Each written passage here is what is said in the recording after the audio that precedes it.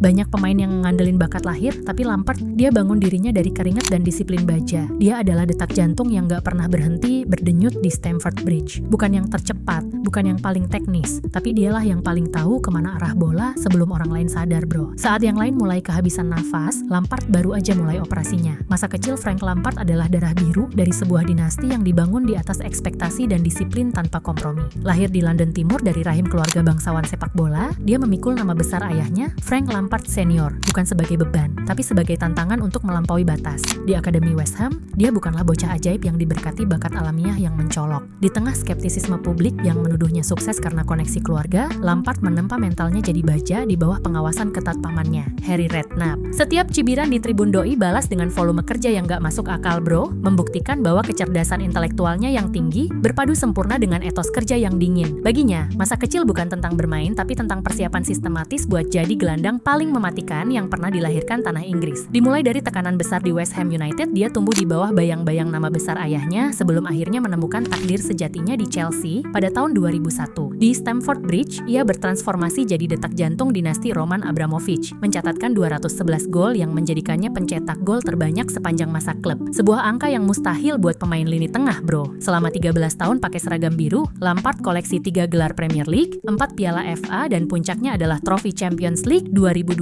yang doi angkat sebagai kapten di Munich. Kehebatannya bukan di kecepatan, tapi di kecerdasan posisi dan ketahanan fisik yang bikin doi tampil dalam 164 pertandingan Premier League berturut-turut. Setelah sempat singgah singkat di Manchester City dan menutup karir di New York City FCA, dia pergi sebagai satu-satunya gelandang yang mampu menembus jajaran elit pencetak gol terbanyak dalam sejarah sepak bola Inggris, bro. Datang dari lini kedua kayak hantu, muncul di kotak penalti tepat saat pertahanan lawan lengah. Tendangan jarak jauhnya bukan cuma spekulasi, itu adalah presisi matematika yang menghujam sudut gawang. Dia ngubah posisi gelandang jadi mesin penghancur yang paling efisien dalam sejarah sepak bola. Lampard bukan sekadar kapten tanpa ban kapten, dia adalah standar profesionalisme yang sulit dikejar.